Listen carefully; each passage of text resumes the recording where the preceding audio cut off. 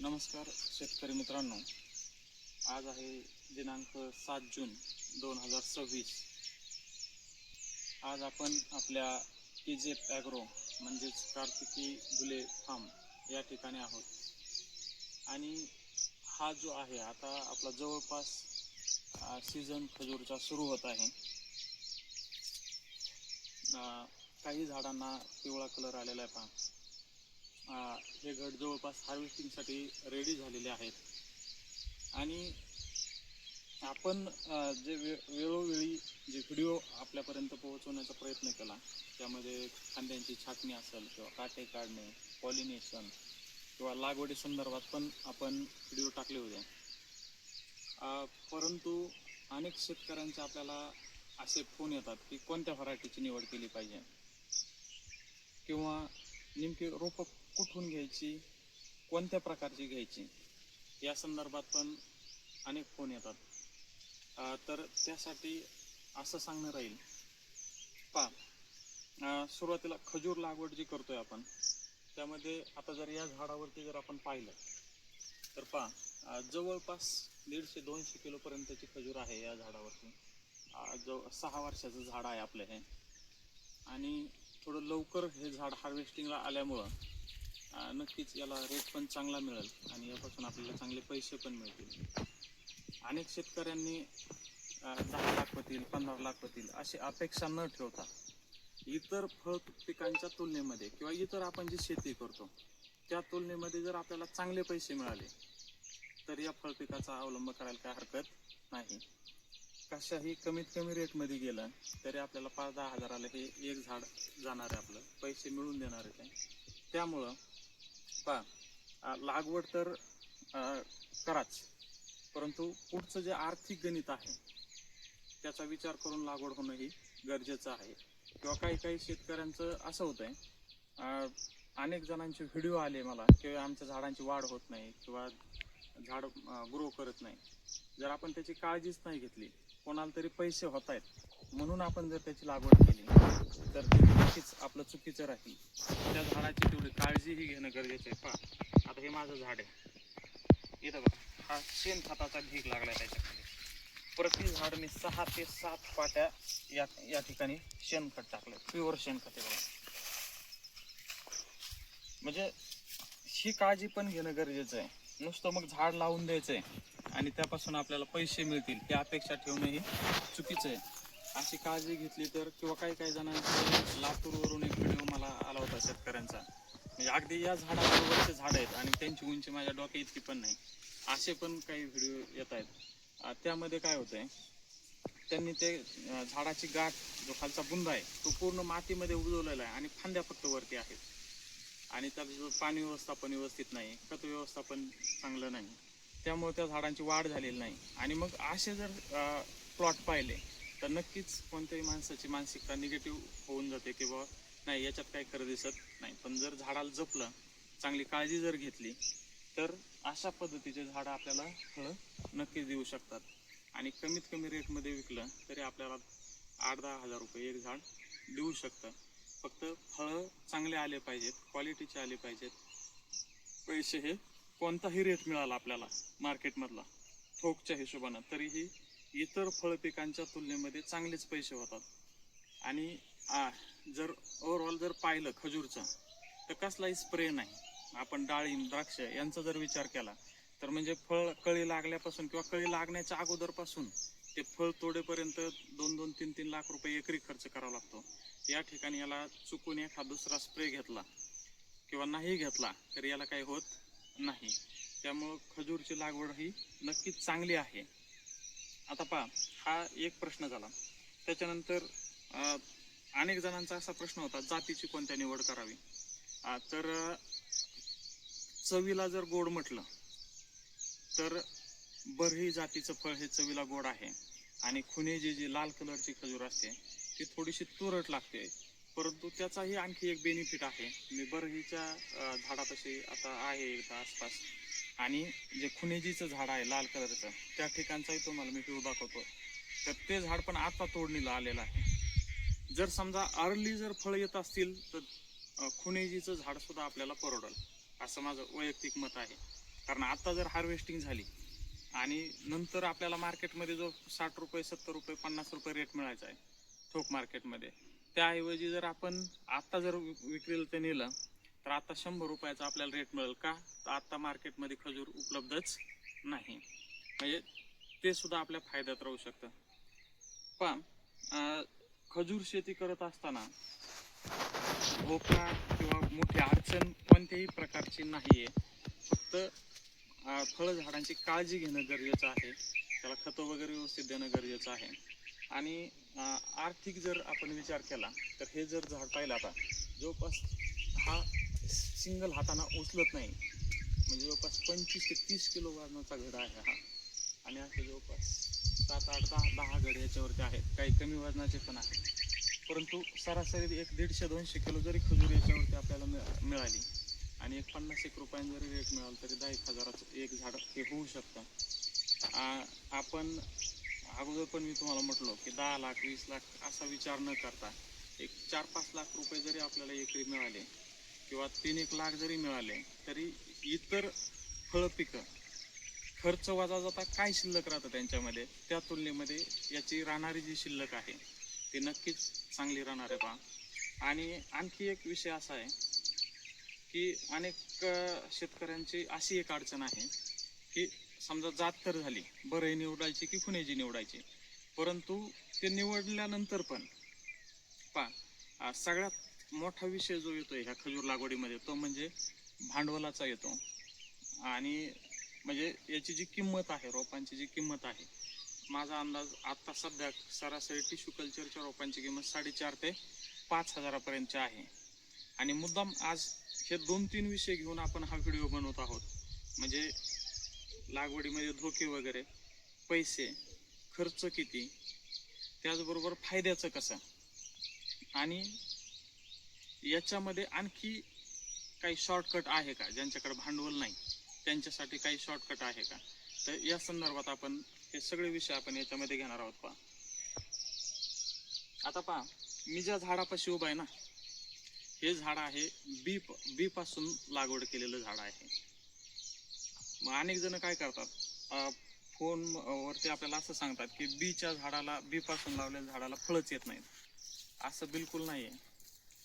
मी काय केलेलं आहे, माझं गणित सांगतो.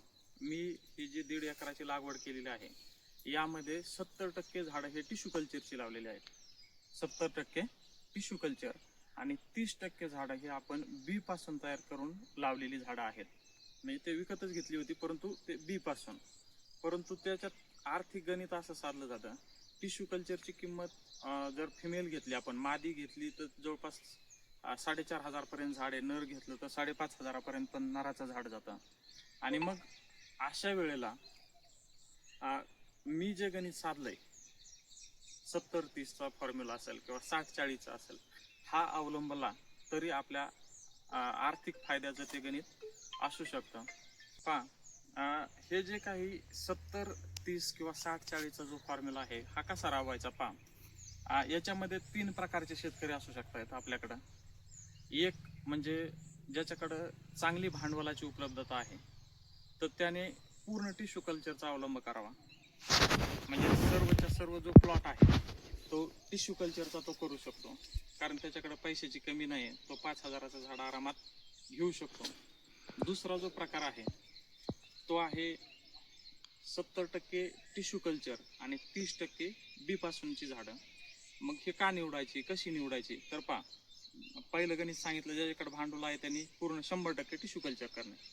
दुसरं जे आहे, समजा भांडवलाची अडचण आहे आणि थोडेफार पैसे आपण गुंतवू शकतो, परंतु आपल्याला त्याच्यात बचत करायची. समजा मला 100 झाडं लावायचे तर 100 झाडामधली मी 70 झाडं जर टिश्यू कल्चरची घेतली तर 30 झाडं काय करायचे, तर आपल्याला समजा बी पासून तयार केलेले लावायचे. आता हे बी पासून तयार केलेल्या झाडाची फळं आहेत, याच्यात काही कमी दिसते का, याला फळांची संख्या काही कमी आहे का, सध्या 200 किलोच्या आसपास त्या झाडावरती खजूर आहे. असे आपल्याकडे बरेचसे झाडं आहेत ज्याच्यावरचे फळं पण मी तुम्हाला दाखवतो. म्हणजे मग इथं काय झालं, 70 झाडाला टिश्यू कल्चर पैसे गेले, परंतु पुन्हा मला ते जर 30 झाडं टिश्यू कल्चर जर लावायचे असते तर 5 त्रिक 15 म्हणजे मला 1.5 लाख रुपये समजा त्या 30 झाडांना आणखी लागले असते. त्याचऐवजी समजा मी काय केलं, मी हे 30 झाडं बीची लावले. मग बांधाची कड असेल किंवा बागेचे, आता हा शेवटचा टोक आहे पहा, इकडं आपली बाग संपते समजा, इकडं आंब्याची वगैरे झाडं आहेत आपली. आणि मग ह्या कडेकडेनं आपण काय केलेलं आहे, हे बीवाली झाडं लावून दिले. मग ते लावतानाच आपण विचार काय केला, 50-50% 50% नर निघल, 50% मादी निघल, या हिशोबाने लावले. म्हणजे समजा या 30 पैकी 15 मादी जरी निघाली आणि 15 नर जरी निघाला, तरी आज आपण समजा टिश्यू कल्चरची रोपं घ्यायला गेलो तर 4,500 रुपये मादी आणि 5,500 रुपये नर, तर सरासरी आपल्याला 5,000ला झाड पडतंय. म्हणजे तिथं आपले किती 1.5 लाख रुपये खर्च, 1.5 एकराला 1.5 लाख रुपये आपले एक्स्ट्रा गेले असते. त्याचऐवजी आपण हे 30 रोपं बीचे लावल्यामुळे काय झालं, आपल्याला जे तिथं 1.5 लाख जाणार होते, 500 रुपयाप्रमाणे माझे इथं 15,000मध्ये काम झालं. म्हणजे इथं आपली जवळपास 1,35,000 रुपयाची बचत झाली. म्हणजे हा फॉर्म्युला अगदी योग्य आहे. आणि फळांची काही कमी नाही पहा. अशी शंका आहे की बा मग बी मध्ये आणि टिश्यू कल्चरमध्ये फळांमध्ये काही फरक पडतो का, तर बिलकुल फरक पडत नाही.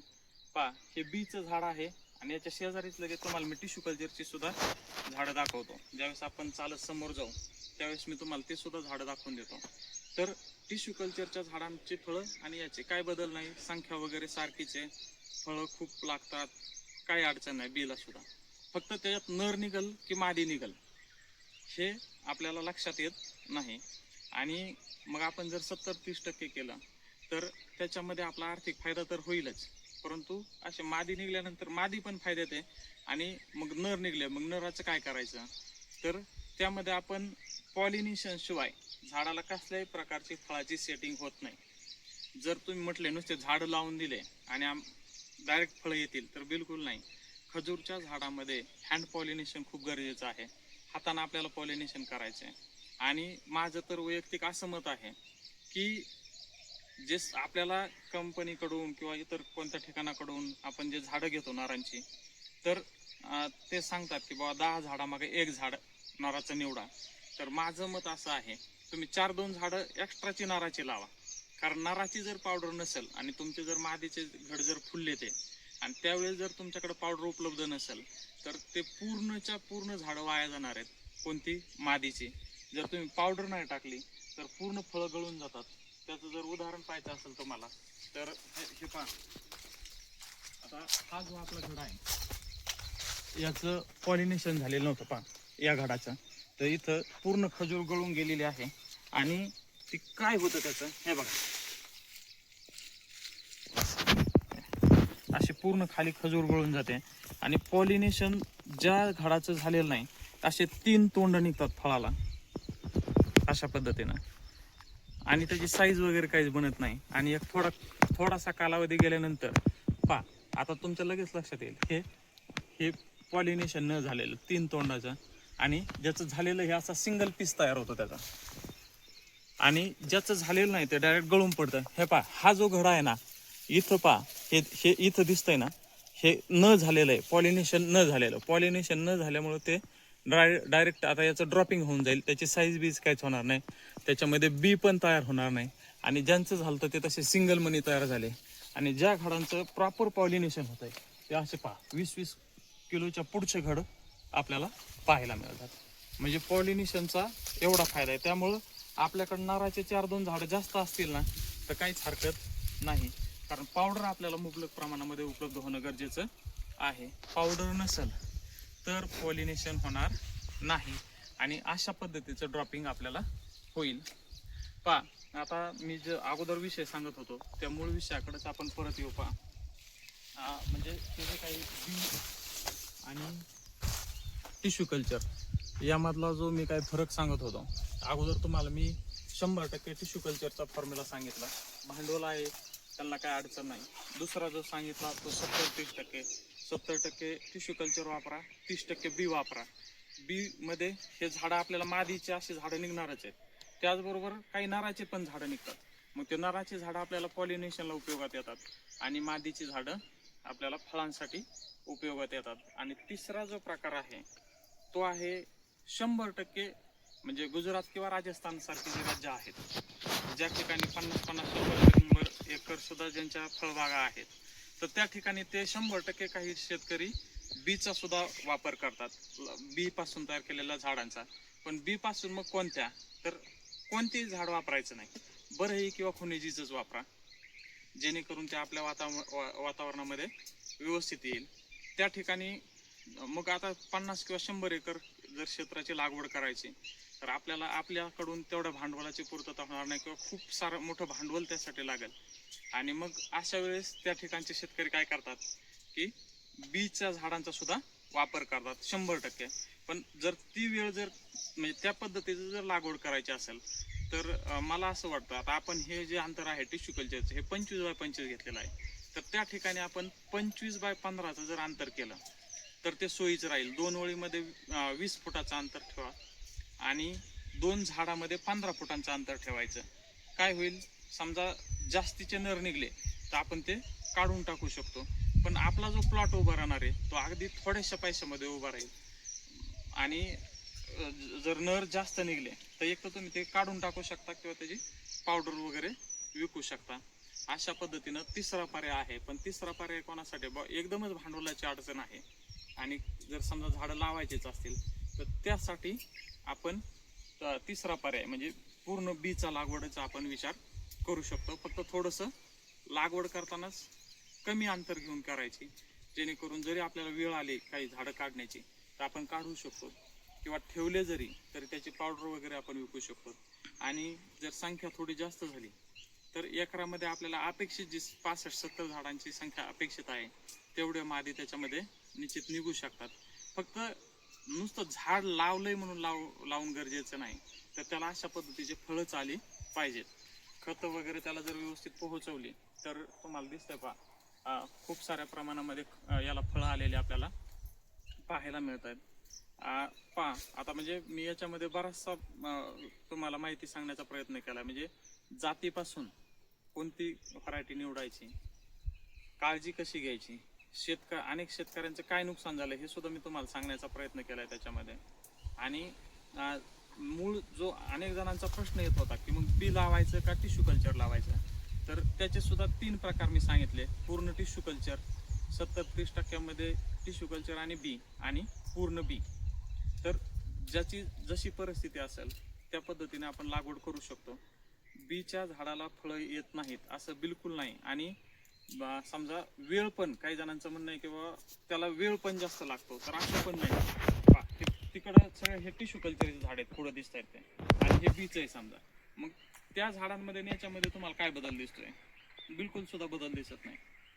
मी तर म्हणाल याला थोडे त्या टिश्यूपेक्षा पण जास्त फळं लागलेले आपल्याला दिसत आहेत. त्यामुळं बीच्या झाडामध्ये सुद्धा आपल्याला काही अडचण वाटत नाही. अतिशय सुंदर असे फळं या बीच्या झाडाला सुद्धा येतात. आणि जर चांगले पैसे मिळत असतील तर ते झाडं लावायला सुद्धा काही हरकत नाही. फक्त प्रमाण थोडं लक्षात घ्यायचं आणि त्या पद्धतीने लागवड करायची. फळं यायला समजा टिश्यू कल्चरला 3 वर्ष लागले तर याला 5 वर्ष लागतील असं बिलकुल होत नाही. एकाच दिवशी झाडं लावलेली आहेत आणि सगळ्या झाडांना बरोबरच फळं निघायला सुरुवात झालेली. फक्त काळजी घेणं गरजेचं आहे. काळजी घेतली तर अगदी एकाच वेळी तुमच्या सगळ्या झाडांना फळं येऊ शकतात.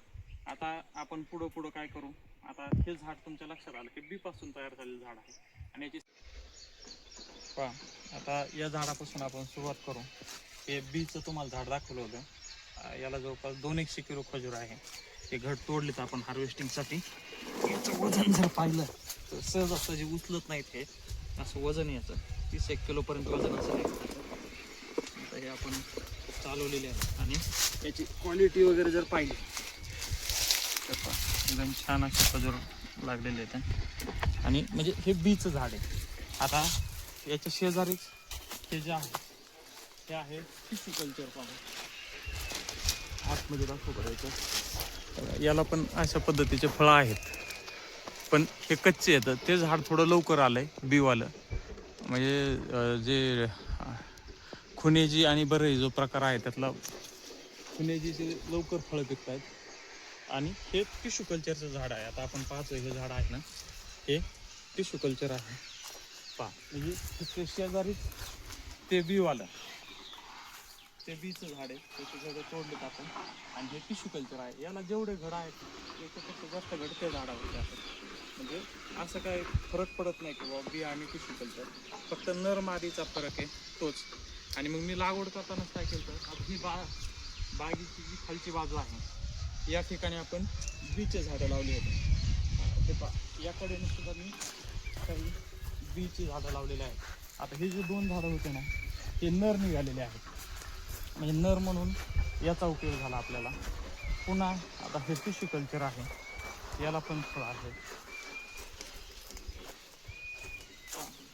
आणि म्हणजे जे फायद्याचं जे गणित आपल्याला आहे, आपण जे हे तिहेरीची लागवड केलेलं आहे, हा पेरू आहे आपला ब्लॅक डायमंड, मागे पण तुम्हाला दाखवला होता. त्याचबरोबर बघा आता तिकडं खजूर आता हार्वेस्टिंगला आहे, तोपर्यंत इथं ड्रॅगनला फळं निघालेली आहेत. पहा हे पहा, म्हणजे याचा आपल्याला असा पण फायदा होऊ शकतो. आता खजूर संपली की लगेच आता ड्रॅगनचा सीझन सुरू होत आहे. ड्रॅगन पासून पण उत्पन्न आपल्याला चांगल्या पद्धतीचं उत्पन्न मिळू शकतो.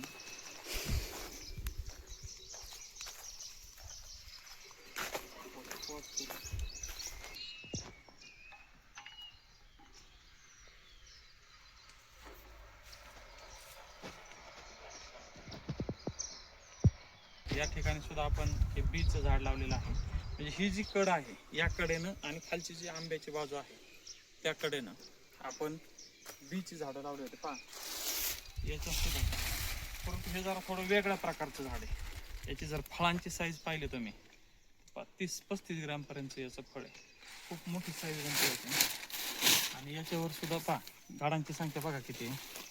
छोटंसं झाड आहे परंतु त्याला आलेले जे घड आहेत ते खूप मोठे आहेत, संख्या पण खूप आहे. आणि याची जर साईज पाहिली आपण, हे साईज पाहायची खजूरची साईज पण अतिशय म्हणजे खूप मोठ्या साईजचे याचे फळं बनतात. हे सुद्धा बीवालं झाड आहे. आणि आता आपल्या बागेमध्ये आपण जर पाहिलं तर आता त्या ठिकाणचं ते जे समोरचं झाड आहे ते नराचं झाड आहे, म्हणजे बीचच लावलेलं आहे पण ते नर निघलं. हे मादी आहे, तिथं एक मादी दाखवलं तुम्हाला, त्या पलीकडच्या साईडला एक मादीचं झाड दाखवलं, 2 नराची झाडं दाखवली. आणि हे बाकी मध्ये दिसत आहे हे सगळे टिश्यू कल्चरची झाडं आहेत.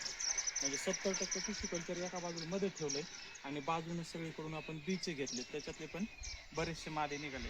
आता मी तुम्हाला आपले जे दुसरी व्हरायटी असते ना खुनेजीला आलेली फळं दाखवतो. चला पहा आता आपण म्हणजे तिकडचे बीचे झाड दाखवले. आता या ठिकाणी जर पाहिलं आपण तर पहा हे 4 झाडांमध्ये जे अंतर आहे ते कमी दिसतंय तुम्हाला. तिकडं 25 इथं 15 फुटाचं अंतर ठेवलं. हे पण मी 4 झाडं बीची लावलेली होती आणि या 4 झाडांमध्ये 3 मादी निघालेत आणि 1 नर निघाला. बघा ही मादीचं झाड निघाले, हे पुढचं त्याच्या पुढचं नराचं आणि एकदम शेवट लास्टचं जे आहे ते मादी निघालं. म्हणजे 4 बीच्या झाडापैकी 3 मादी निघाले, 1 नर निघाला. म्हणजे याचा सुद्धा आपल्याला फायदाच होतोय. आणि पहा मी तुम्हाला दुसरी व्हरायटी दाखवतो म्हटलं होतं, जी आपली खुनेजी जी आहे ती, त्याला सुद्धा इतक्या उत्तम पद्धतीने फळ आलेले एकदम आकर्षक रंग, एकदम छान खजूर लागलेली याला पण.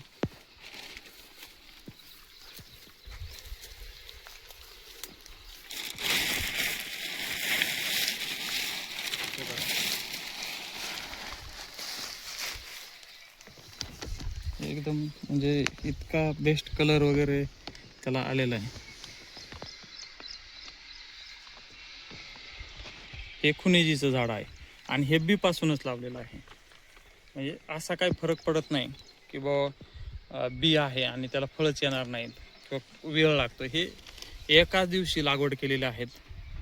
टिश्यू कल्चरला पण फळं सुरू आहेत आणि बीच्या झाडाला पण फळं सुरू येतात. पहा याच्यात पण याचं थोडं ड्रॉपिंग झालं होतं परंतु याची साईज बघा कशी पडली.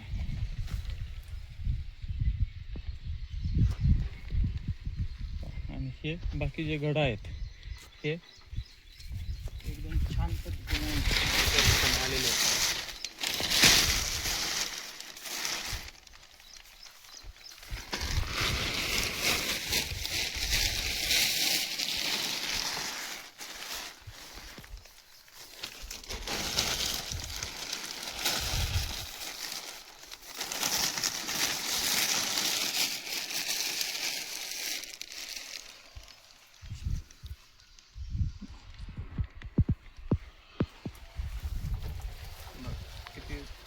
हे खुनेजी व्हरायटीची फळं आहेत. एकदम सुंदर, म्हणजे कलरच बघा त्याचा किती आकर्षक आहे. आता हे बीचं झाड आहे आणि हा दुसरा सीझन आहे याचा. या झाडावर सुद्धा जवळपास माझ्या अंदाजानं 100-125 किलोपर्यंतचं खजूर असेल. आणि कसाही रेट मिळाला, आता 100चा तर मिळणार, त्यात काही हे नाही. आणि किरकोळ जर विक्री केली तर आपण आता याची 200 रुपयानं, कारण मार्केटमध्ये खजूर नाही आणि आपण आता किरकोळमध्येच याचं हे आणि अगोदर दाखवलेले जी झाडं आहेत त्याचं किरकोळमध्ये 200 रुपये किलोनं विक्रीचं नियोजन आहे. नक्कीच खजूर शेती ही फायद्याचीच आहे, कमी कष्टाची, कमी मेहनत, त्याचबरोबर खर्च पण कमी. लागवडीचा खर्च आहे, ड्रॅगनला पण आहे आणि खजूरला पण आहे, परंतु नंतर जे स्प्रेवरती म्हणा, खतांवरती जो आवाढव्य असा खर्च होतो तो याच्यामध्ये परत काहीच होत नाही. त्याच्यामुळे हे फायद्याचं आहे. त्याचबरोबर बघा, आता म्हणजे हे जे आपण गणित साधलेलं आहे, म्हणजे नुसते फळं जरी पाहिले तरी मन प्रसन्न होऊन जातं. अशा सुंदर पद्धतीची फळं आपल्या झाडांना लागलेली आहेत. आणि हे जे आपण मिश्र पद्धतीचा जो प्रयोग केलेला आहे याचा मला नक्कीच फायदा होतो. अनेक जणांना शंका होती की बा ही खजूरची झाड आहेत आणि याच्या खाली ड्रॅगन आहे, मग याला काही फळं येतील का नाही, याचं काय. मी म्हणतो 10-20% फरक जरी झाला तरी या इथं पहा, आता हे सावलीच्या खाली समजा हे ड्रॅगनचं झाड आहे पहा. आता याच्यावरती तुम्हाला आत्ताच, म्हणजे आणखी तर पाऊस सुरू व्हायचा आहे आत्ता, बेबीशन जवळून कळी दाखव बरं. या झाडा असे शेजारचे पोल दाखव. या झाडांवरती पण 25-25, 30-30, 40-40 आत्ता सध्या कळी आहे. म्हणजे खजूर संपतंय आणि ड्रॅगन तोडायला येतंय पहा. खजूरचं पण झाड येते खालून जास्त, म्हणजे कशी लागवड आहे ते पण लक्षात येईल का.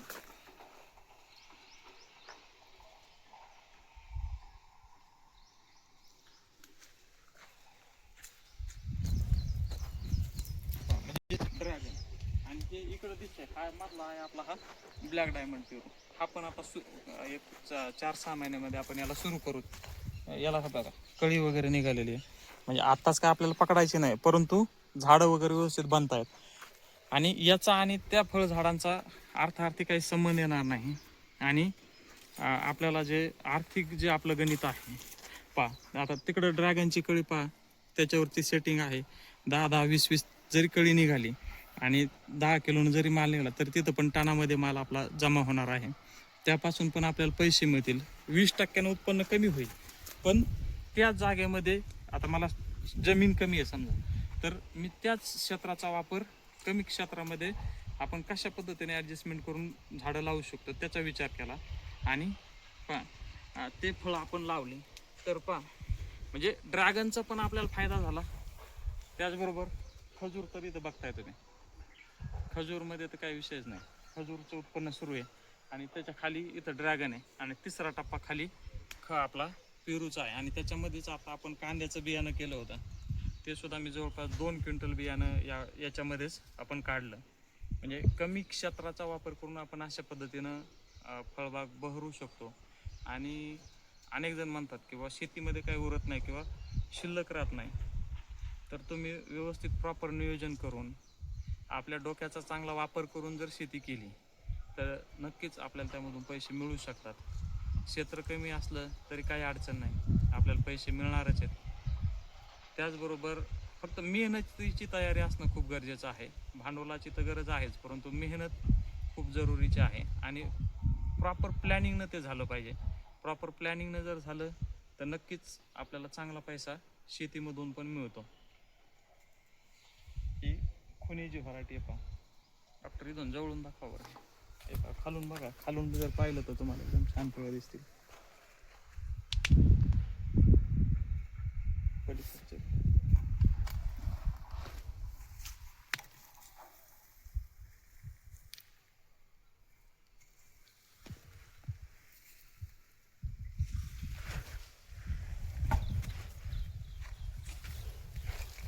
अशा पद्धतीचं आपलं मिश्र फळ शेतीचं हे नियोजन आहे. आणि या 3-4 प्रकारचे पिकं आपण एकत्रित घेऊन सुद्धा ते सक्सेस पण करून दाखवलेले आहेत. शेतकऱ्यांच्या ज्या अनेक शंका होत्या की बी पासून लावलेल्या झाडाला फळं येतात की नाही, तर हे त्याचं उदाहरण आहे. हे बीचे झाड आहेत, हे सलग 4 झाड आहेत, त्यात 3 मादी निघल्यात आणि 1 नर आहे. तिकडं दाखवली तुम्हाला, ती पण बीवाली झाडं होती. आणि इकडं डॉक्टर इकडं दाखव बरं. त्या बाजूला जे दिसत आहेत हे टिश्यू कल्चरची झाडं आहेत. म्हणजे 30% गणित आपण कडेनं बसवलं आणि 70% मध्ये टिश्यू कल्चर आहे. त्याला जेवढी फळं आहेत तेवढीच याला आहेत. आपली बऱ्याचशा पैशांची बचत पण यामध्ये झालेली आहे. आणि आणखी जर काही माहिती तुम्हाला लागली किंवा काही शंका जर वाटली, आता एवढ्यात बऱ्याच शेतकऱ्यांची व्हिजिट पण झाले सुट्टीला असल्यामुळं, तर बऱ्याच शेतकऱ्यांचं म्हणणं आलं की बाबा सर एवढ्यात व्हिडिओ नाही आले तुमचे, कामामुळं जास्तीचा वेळ नाही मिळाला आणि त्यामुळं व्हिडिओ टाकणं काही शक्य झालं नाही. वेळेअभावी ते टाकणं शक्य झालं नाही. आपण नवीन एक शेतीला जोडधंदा म्हणून गोट फार्म आपण तयार केलेला आहे आणि तो सुरू केलेला आहे. त्यामध्ये बराचसा वेळ गेला आमच्यामध्ये, त्यामुळं व्हिडिओ वगैरे अपलोड करायला इकडं वेळ मिळाला नाही. तो सुद्धा शेतीला चांगला जोडधंदा म्हणून गोट फार्मसुद्धा अतिशय उत्तम आहे. आपण त्याची सुद्धा सुरुवात केलेली आहे आणि शेतीमधून तर आपण काहीतरी मिळवण्याचा नक्कीच प्रयत्न करतो. अशा पद्धतीचं जर एकत्रितचं नियोजन जर केलं मिश्र फळ शेतीचं, तर आपल्याला नक्कीच पैसे मिळू शकतात. आणि आपल्याला वेळ कमी असल्यामुळं आपण निवड करतानाच अशी फळं झाडं निवडलीत की ज्याला जास्तीचे स्प्रे वगैरे काही लागणार नाहीत किंवा एकदमच खूप दिवस रात्र त्याच्यातच त्या शेतीमध्येच पडून राहावं लागेल अशी पण आपण निवड केलेली नाही. आपण कमी वेळेमध्ये निदर्शनास आलं एखाद दुसरा स्प्रे दिला आणि त्याच्यावर येतील अशी फळं आपण निवडलेली आहेत. खजूर संपतंय, लगेच ड्रॅगन सुरू होतं आहे आपलं. असा आपल्याला तिहेरी फायदा देणारी ही शेती आहे आणि यातून नक्कीच आपल्याला चांगलं उत्पन्न मिळेल. आणखी काही थोडीशी माहिती मला जर ॲड करावी वाटली तर नवीन व्हिडिओमध्ये मी आपणापर्यंत ती पोहोचवण्याचा नक्कीच प्रयत्न करेन. धन्यवाद.